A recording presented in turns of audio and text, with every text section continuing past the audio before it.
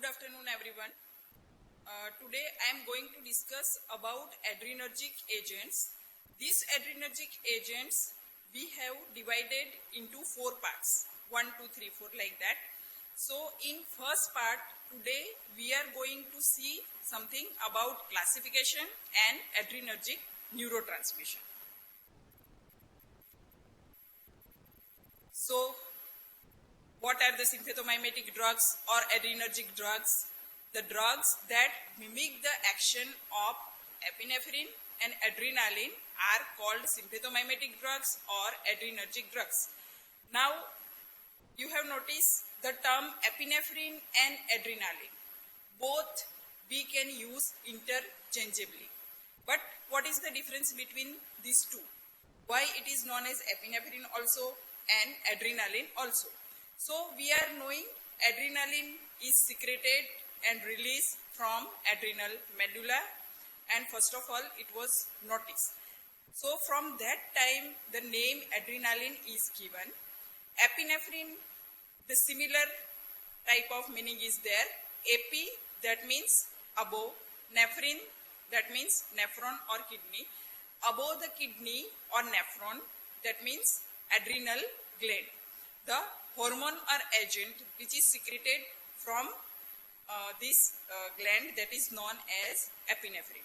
So we can use both the term epinephrine and adrenaline interchangeably, and various terminology. Some terminology will be based on epinephrine and some terminology related to sympathomimetic agents or sympathetic system is related with adrenaline. So classification of sympathomimetic drugs in detail we will see later on, but based on which various sympathomimetic drugs or adrenergic drugs are classified. So very first it depends on catecholamines and non-catecholamines. So catecholamines also we can see endogenous catecholamines and non-endogenous catecholamines. Another way of classification is receptor-mediated action, whether direct action or indirect action or mixed action. So this is the second way of classification.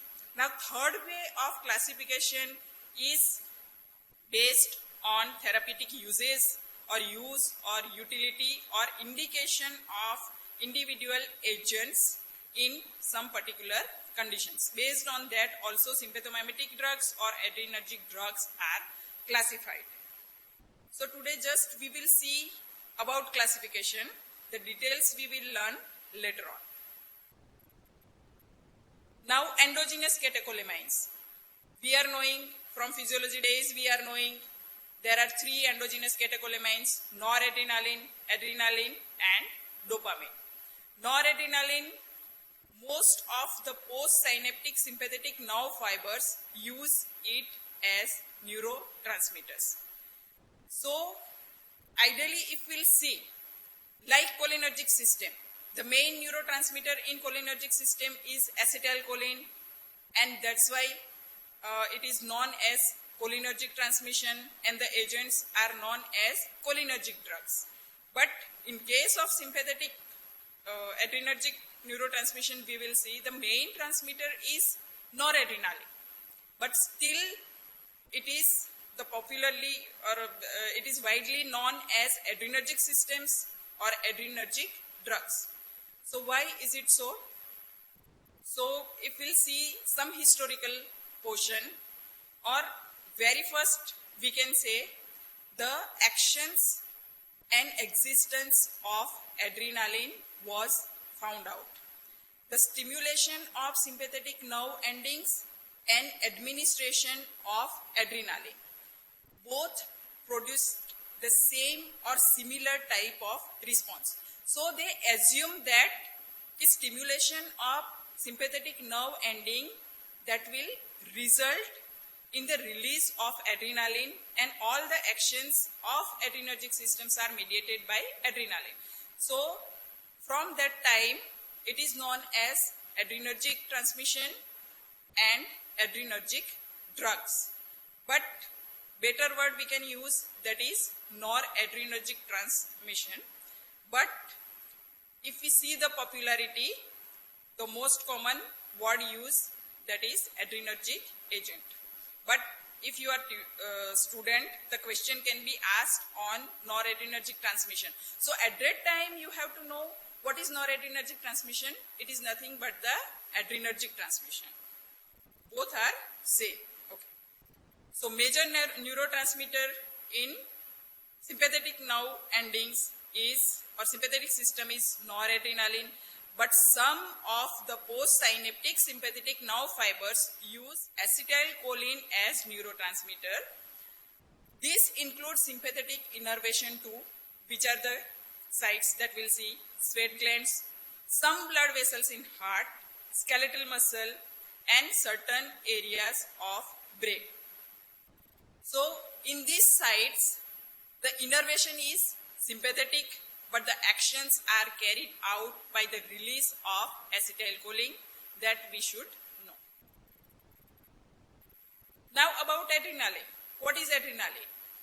Is adrenaline is hormone or neurotransmitter? What is it?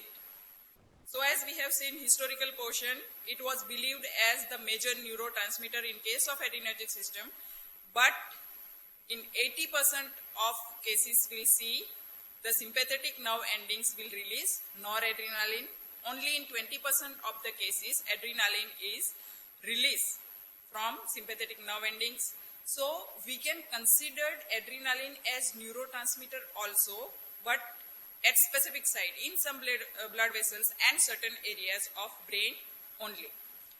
It is major, or in majority of the cases, it is considered as hormone. As we are knowing, it is secreted from adrenal medulla, and this secretion or synthesis of adrenaline depends on the high level of steroid or corticosteroids. We are knowing about fight and flight response that occurs during stress. To combat that, this type of response occurs. So during stress, there is the release of corticosteroids, and these corticosteroids via intra-adrenal portal circulation reaches to the adrenal medulla and leads to methylation of enzyme in adrenal medulla, which leads to conversion of noradrenaline into adrenaline. So the synthesis of adrenaline thus occur, and glucocorticoid concentration plays the major role here. Now dopamine, that is the third endogenous catecholamines. So where it acts as neurotransmitter, in case of CNS, basal ganglia, limbic system, CTZ, anterior pituitary gland, and certain areas of periphery, it is considered as neurotransmitter. Okay.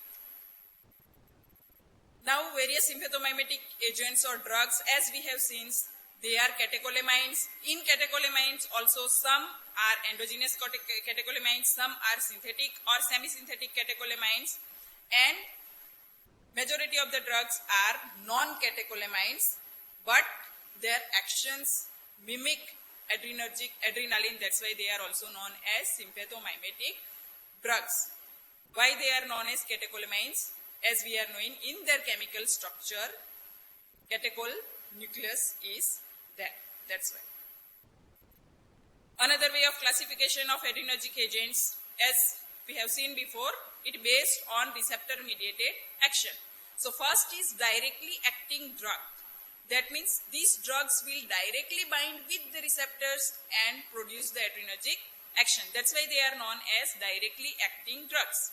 Example, if we'll see, just one example we'll see, on alpha receptors or alpha receptor agonist, phenylephrine is there. Beta receptor, isoprenaline, one of the agent. We can add many more agents in this list, but just we'll see one example. On both alpha and beta receptors actions, these agents are adrenaline, noradrenaline, you can put. Second is indirectly acting drugs. So why they are known as indirectly acting? because they are sympathomimetic agents, adrenergic agents. They produce adrenergic response, but they directly don't bind with the adrenergic receptor, alpha and beta, both the receptors. But some another mechanism is there. For example, we can see tyramine. So how tyramine produce sympathomimetic action? So we will understand this better while we'll see the neurotransmission. But this tyramine, this displays the noradrenaline from its binding site in the nerve ending and exchange with it. So there is the release of noradrenaline, tyramine get inside, there is the release of noradrenaline. So the level of noradrenaline is enhanced and that will result in adrenergic response or various actions. Now mixed acting drugs. So they will act directly also as well as indirectly also. Means they will bind with receptor also and they act similar to that of tyramine also. So which are these agents? Amphetamine, dexamphetamine, methamphetamine, ephedrine. So these are the mixed acting agents. Indirect action on low dose. At low dose they behave like tyramine, and on high dose they have capacity or affinity to bind with the receptors and produce the response. Now third way of classification is therapeutic classification. So based on vasopressure action, these agents are vasopressure agents. Alpha 1 receptor agonists like noradrenaline. Noradrenaline is basically non-selective agents having action on alpha also and beta 1 also. Phenylephrine, methoxamine, mephenteramine, these are selective alpha 1 receptor agonistic agent. Second, cardiac stimulant, non-selective agents are adrenaline and isoprenaline.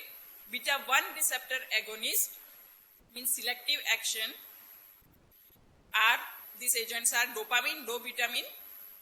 Bronchodilators, non-selective bronchodilators are adrenaline, isoprenaline. And selective beta 2 agonists are salbutamol, terbutaline, salmeterol, formoterol, balmeterol, etc. Another category is the agents, sympathomimetic agents used as nasal decongestant. So here alpha 1 receptor agonist also used as nasal decongestant and alpha 2 receptor agonist also act as nasal decongestant. So which are these agents? Alpha 1 agonists are phenylephrine, pseudoephedrine, PPA or phenylpropanol amine. Alpha 2 agonists are oxymetazoline, xylometazoline and nefazoline. Uterine relaxant, selective beta 2 agonist, isozuprine, ritodrine, salbutamol, terbutaline, orceprenaline, etc. CNS stimulants, sympathomimetics are amphetamine, methamphetamine, dexamphetamine, ephedrine, which we have already seen in another classification of mixed acting agents. Anorectic agents, fenfluramine, dexfenfluramine and sibutramine. So all the ways of classification of adrenergic drugs or adrenergic agent we have seen. Now we'll start and complete adrenergic neurotransmission. So which are the steps of this adrenergic transmission? First, synthesis of catecholamines, storage of catecholamines, then release of catecholamines, followed by reuptake of catecholamines, metabolism of catecholamines, and lastly, their action on adrenergic receptors. Those receptors we are knowing which are the adrenergic receptors, alpha and beta. Broadly we can classify them as alpha and beta. Alpha again classified into alpha 1 and 2. Beta again divided into beta 1, beta 2 and beta 3. Now the first synthesis of catecholamine. These are the steps involved in the synthesis of catecholamine. So, very first, they used phenylalanine, which is the amino acid we are knowing, in the liver, which get converted into tyrosine with the help of enzyme phenylalanine hydroxylase. Now, this tyrosine converts into DOPA with the help of enzyme tyrosine hydroxylase. So, here this enzyme tyrosine hydroxylase is considered as rate limiting step in the synthesis of catecholamine. And inhibition of this step leads to blockage of subsequent steps of catecholamine synthesis. So, it is known as rate limiting step. And the agents which block or inhibit this tyrosine hydroxylase is alpha methyl P tyrosine, which is also known as metyrosine. So, this metyrosine, if we'll see the utility of metyrosine in case of pheochromocytoma before surgery, it can be used, or in inoperable cases of pheochromocytoma when we need complete blockage of synthesis of catecholamines, these agents can be used. Okay, tyrosine converts into DOPA, that we have seen. Now, DOPA converts into dopamine with the help of enzyme DOPA decarboxylase. These two steps, tyrosine to DOPA and DOPA to dopamine, happen in adrenergic neuronal cytoplasm, in the adrenergic nerve endings, but in the cytoplasm. Then this dopamine will get transported to the granules or vesicles, sympathetic granules or vesicles located in the adrenergic nerve endings, and get converted into noradrenaline with the enzyme dopamine beta hydroxylase. Dopamine beta hydroxylase. So, what's about other enzymes? Tyrosine hydroxylase specific enzyme we have seen. Dopamine beta hydroxylase, that is the non-specific enzyme. It also helps in conversion of 5-hydroxytryptophan to 5-hydroxytryptamine, that is serotonin, and also involved in other some reactions. So, it is necessary to remember at this stage some types of drug-drug interactions. There are chances of drug-drug interactions are there. Okay. Now, inside the granule, how dopamine will get entry.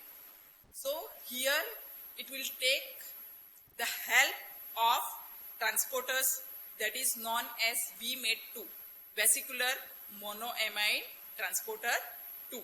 We will see later on about this transporter. Now, inside the granule, along with dopamine, we are knowing the enzyme is present, that is dopamine beta hydroxylase. Synthesis of noradrenaline occur. So, noradrenaline is also stored inside the granule.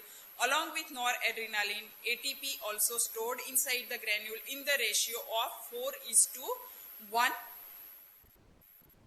Other than this, other neurotransmitters, we are knowing the noradrenaline is the major neurotransmitters.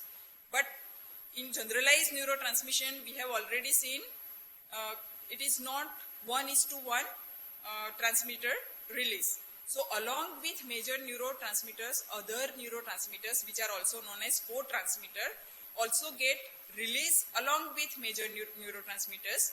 So, these neurotransmitters like ATP that we have already seen, enkephalin, substance P. So, such type of agents are also stored inside the granule. And chromogranin, this is the protein to which noradrenaline is adsorbed, okay, added to this protein. Okay. Now, after synthesis of noradrenaline, if we see the scenario in adrenal medulla, what will happen in adrenal medulla? This noradrenaline will transport to from the granule, it transport to the cytoplasm, in the cytoplasm, one enzyme is there, N-methyl transferase. As we have seen earlier, methylation or induction of methylation occur.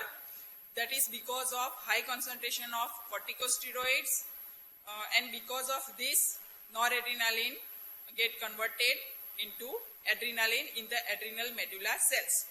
Now, storage about adrenaline. After synthesis, adrenaline is again get stored into different set of granules. So this is about the synthesis and storage of endogenous catecholamines. Now, next step is the release of catecholamines. So, major neurotransmitters along with all its content, protein, enzyme, co-transmitters released into synaptic cleft by the process which is known as exocytosis with the help of calcium. Okay. Now, in the release, what is the role of autoreceptors?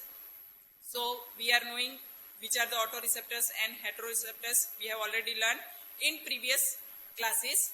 So, here in this case, alpha 2 is the autoreceptors that is located at presynaptic or neuronal membrane, and which is responsible for inhibition of release of noradrenaline, various purinergic receptors, catecholamine, then muscarinic receptors, we can say beta 2.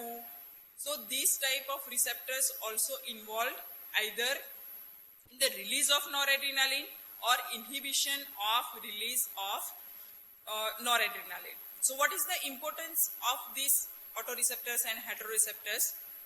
Again, you can remember the agents which are either agonist or antagonist at these photoreceptors and heteroreceptors, they can either increase release or inhibit the release of noradrenaline.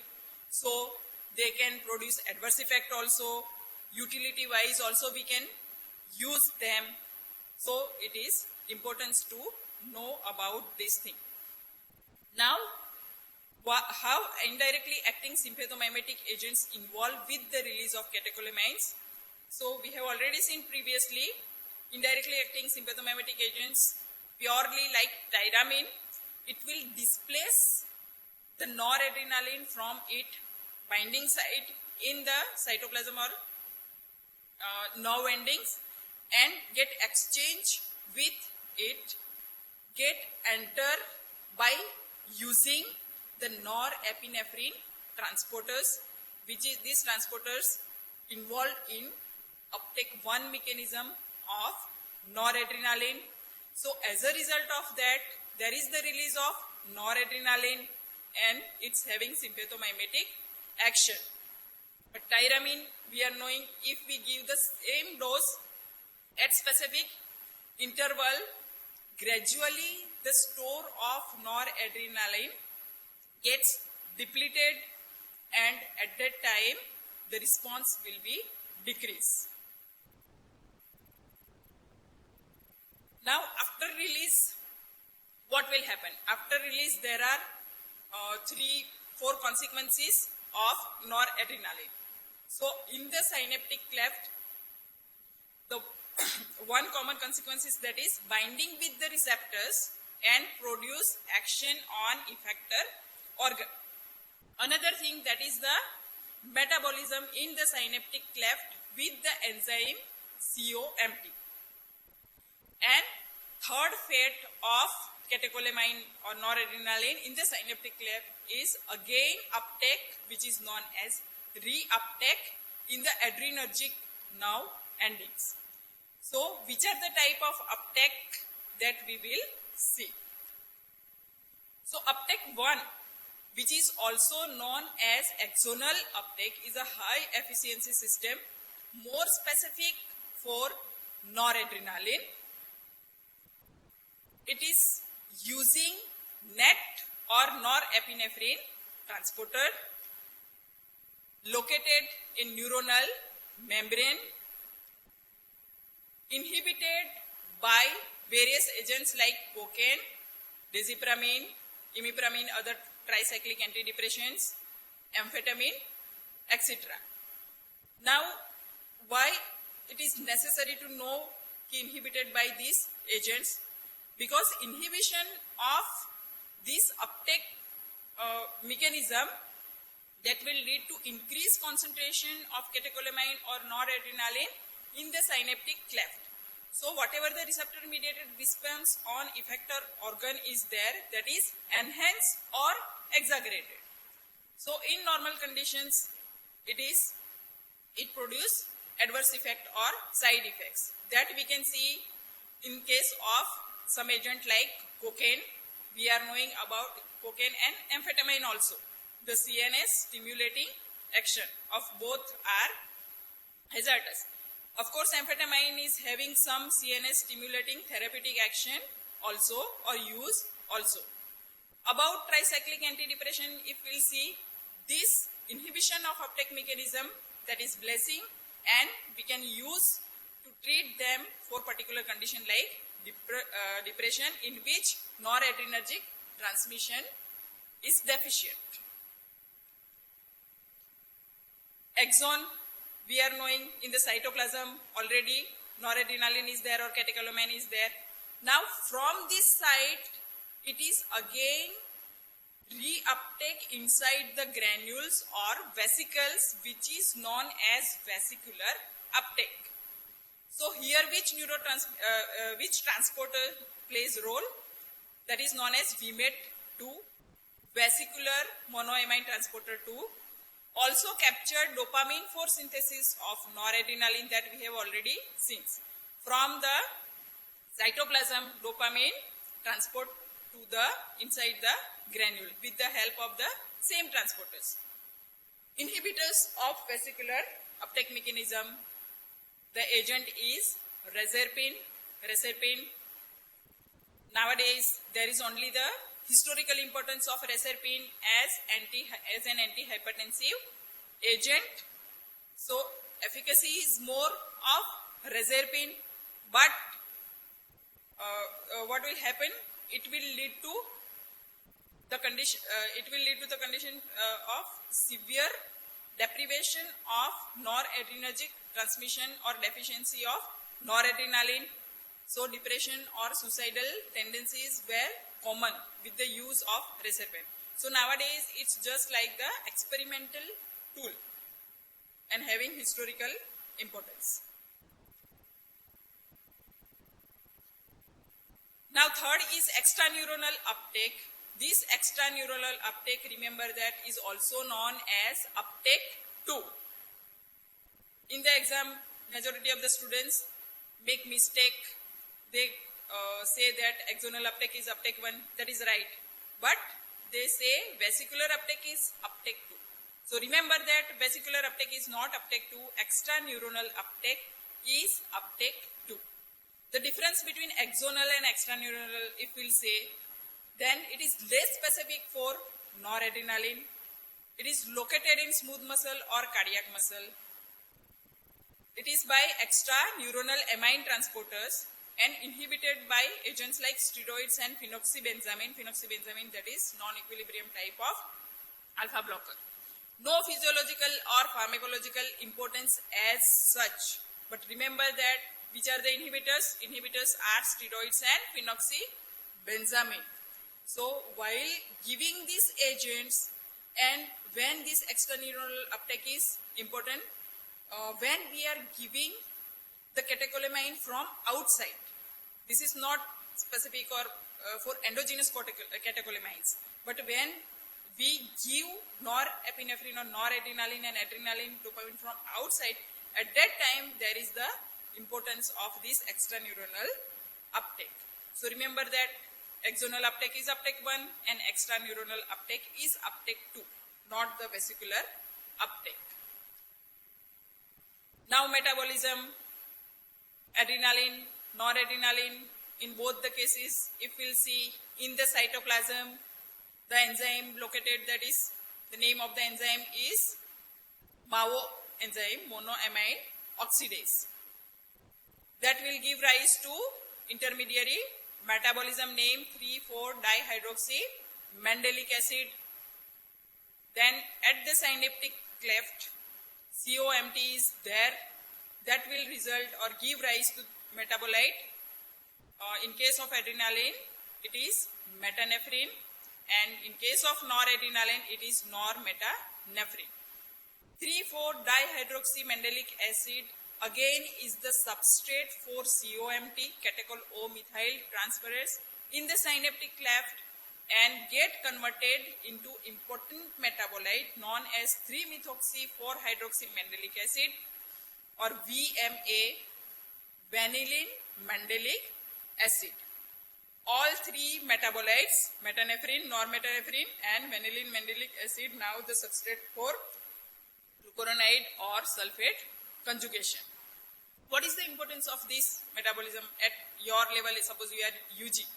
So at your level you can remember the importance of urinary analysis of this VMA or vanillin mandelic acid, which is having diagnostic importance in case of conditions like pheochromocytoma.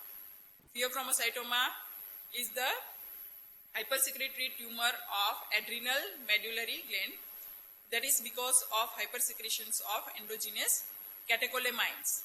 So at that time the level of VMA is definitely increased and urine analysis is necessary or diagnostic, we can say. Another thing, in differential diagnosis of, we can say, in case of pediatric patients of neuroblastoma, abdominal tumor, so at that time analysis of VMA, that is also diagnostic, whether it is because of adrenal medullary tumor or another type of tumor.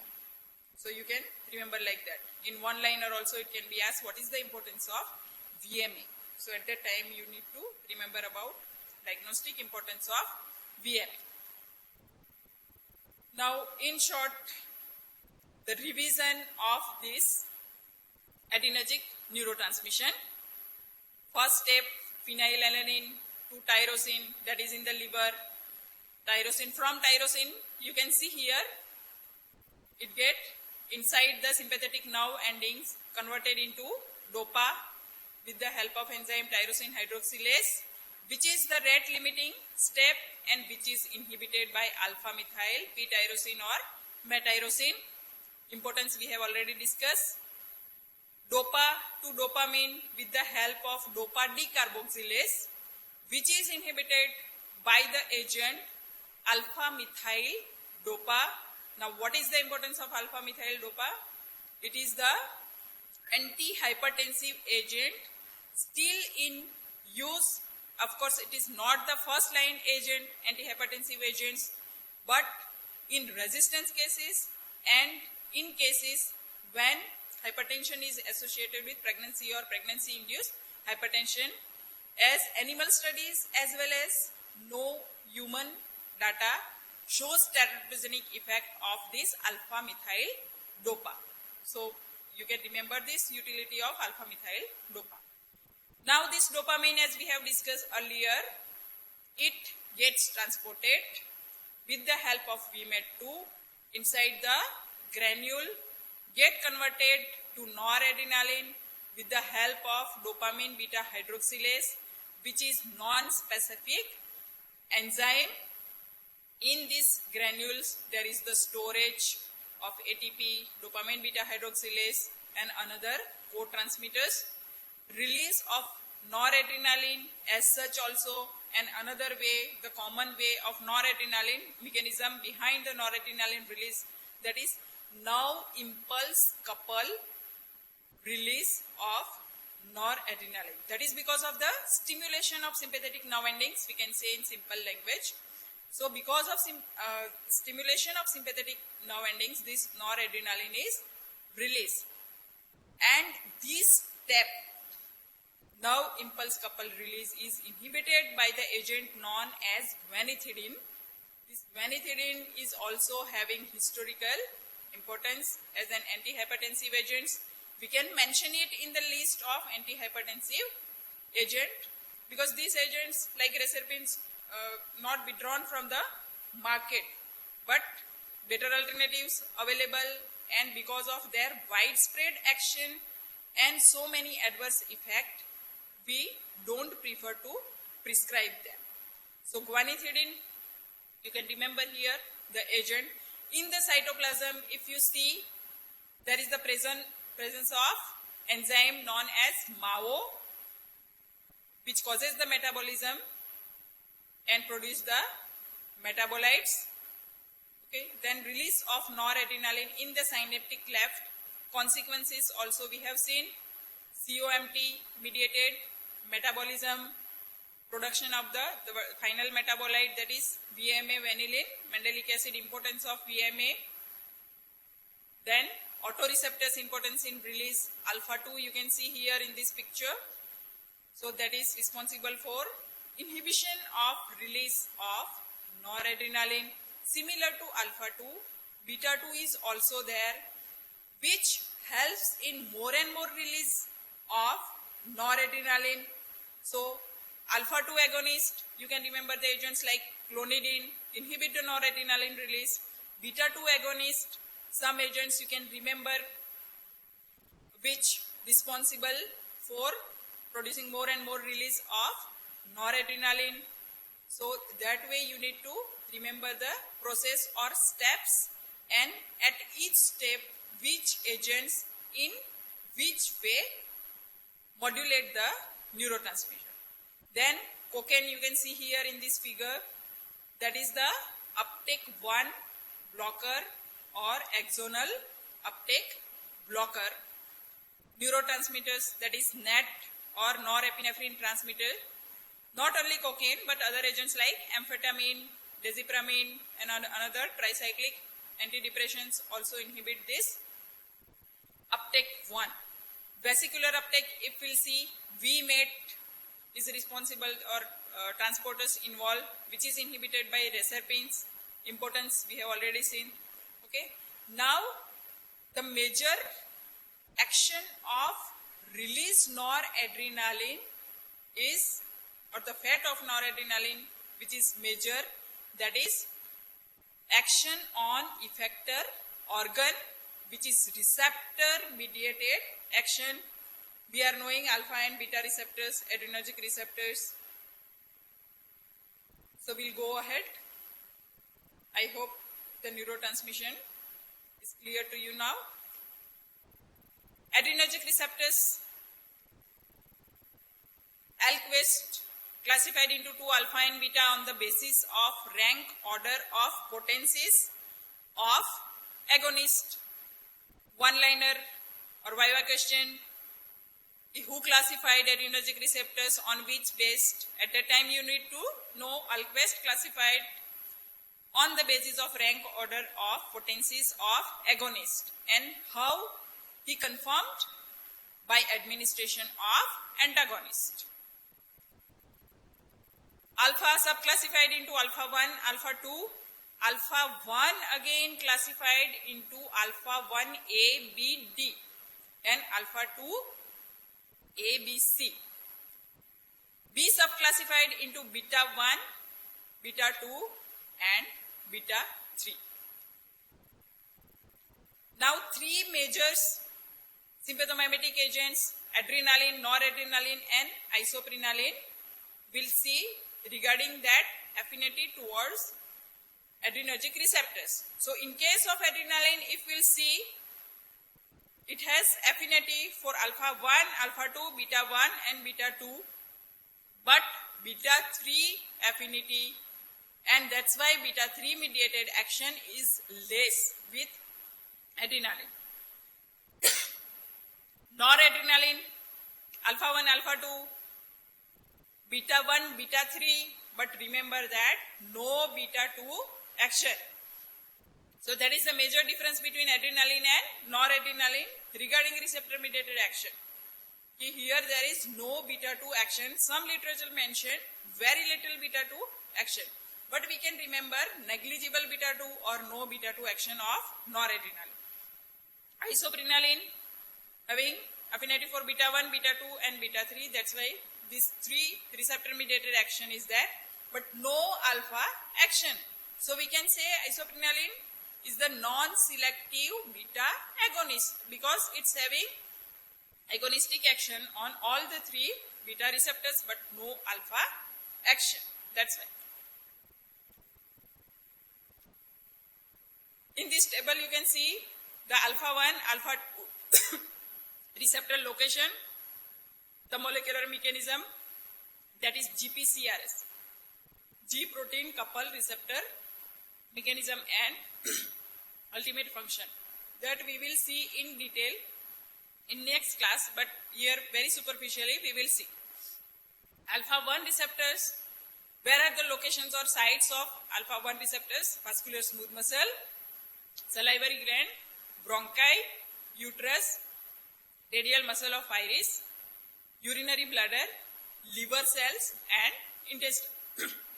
G protein involved here is GQ, that will lead to hydrolysis of PIP2 and increase the level of the product IP3-DAG.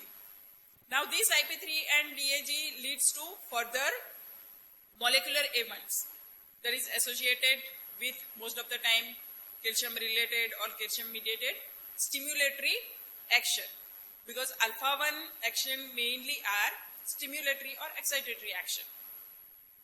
Functions, if we will see, increase calcium concentration of smooth muscle, so contraction will be there, and increase secretions of various gland. At each site the action in detail will be covered later on. Alpha 2, we have seen alpha 2 in presynaptic adrenergic nerve endings, but it is not only on the adrenergic nerve endings but also on the presynaptic cholinergic nerve terminals and modulate the release of mainly inhibitory, so inhibit the release of neurotransmitters. Postsynaptic also it is present in certain areas of brain and pancreatic beta cells. G protein, that is GI type, I inhibitory type and second messenger system. Because of that if you see decreased level of cyclic AMP and further consequences of decreased cyclic AMP, mainly all are inhibitory type of response, like decreased norepinephrine release, central sympathetic outflow also decrease, that we already seen in case of alpha 2 agonist, clonidine, antihypertensive agent, one of the mechanism that is decrease in central sympathetic outflow by this mechanism. If we see the effect on pancreatic beta cells, it decrease insulin release. Beta adrenoreceptors can be subdivided into 3 major groups, 1, 2 and 3, beta 1, beta 2, beta 3, based on their affinities for adrenergic agonists and antagonists.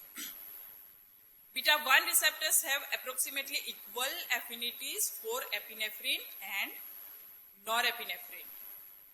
So that we have already seen. In case of beta 1 receptors, affinity of adrenaline and noradrenaline is same. But regarding beta 2 receptor, if we will see, norepinephrine doesn't have beta 2 action. Beta 2 receptors have a higher affinity for epinephrine than for norepinephrine, that we have seen. Beta 3 receptors are involved in lipolysis and also have effects on detrusor muscle of bladder. Site, if we will see, of beta 3 receptors, that is in adipose tissue and bladder muscles, or in bladder having relaxant action, and in adipose tissue it will lead to lipolysis. Cellular mechanism, molecular mechanism action of beta adrenoreceptors, receptor activation lead to increased adenyl cyclase, increased cyclic AMP, increased protein kinase, and protein kinase mediated so many consequences or various steps which are stimulatory also as well as inhibitory also, depends on beta receptor type. Like beta 1 adrenoreceptors, if we see the location of beta 1 adrenoreceptors, in heart, like SA node, AV node, ventricular muscles of the heart, and in the kidney, JG cells or juxtaglomerular cells of kidney. The main action on heart, that is cardiac stimulation. So in parasympathetic system, you have already learned about the negative inotropic, chronotropic and bromotropic action. So just opposite to that, we can see here in case of adrenergic system, beta 1 mediated stimulation that will lead to positive inotropic, chronotropic, bromotropic action. Overall cardiac stimulation is there. Beta 1 receptor also located in JG cells of kidney. That is helps or responsible or having role in the release of renin. So we are knowing the renin mediated cascade, that is known as RAAS, renin, angiotensin, aldosterone system. So there is the role of beta 1 receptor in renin release also. Beta 2 receptors are located on vascular smooth muscle, skeletal muscle, bronchial smooth muscle, walls of GI tract, bladder, eye, uterus, liver. The various action in detail we will see later on in next class. Beta 3 location and action that we have already seen. Beta 3 receptors located in adipose tissue and detrusor muscles of the urinary bladder having relaxant action and involved in the actions like lipolysis. So this is, in this figure, they have shown the fight or flight response during stress because of cortisol level increase or concentration increase, release of adrenaline, noradrenaline, and ultimately sympathetic stimulation. This sympathetic stimulation lead to having action on various systems. So all the signs and symptoms here, or the signs, they have shown here in this figure. So thank you all. I hope you have understand better about the classification of sympathomimetic agents and adrenergic neurotransmission. From next class, we will discuss the pharmacological actions and individual agents.